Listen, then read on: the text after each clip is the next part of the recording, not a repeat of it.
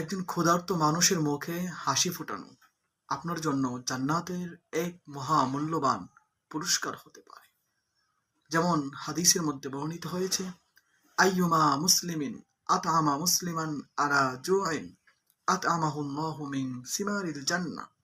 রাসূল সাল্লাল্লাহু আলাইহি ওয়াসাল্লাম বলেছেন, যে মুসলিম কোনো অভুক্ত মুসলমানকে আহার করাবে, আল্লাহ তাআলা তাকে জান্নাতের ফল ফলাদি আহার করিবে। মনে রাখতে হবে, ক্ষুধার্তকে তার ক্ষুধা মেটানো শুধু দান নয়, বরং এটি আল্লাহ তাআলার প্রতি ভালোবাসার প্রমাণ।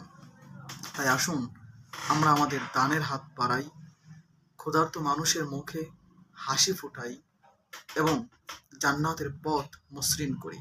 কারণ ছোট ছোট কাজের দ্বারাই জান্নাতের পথ সহজ হয়।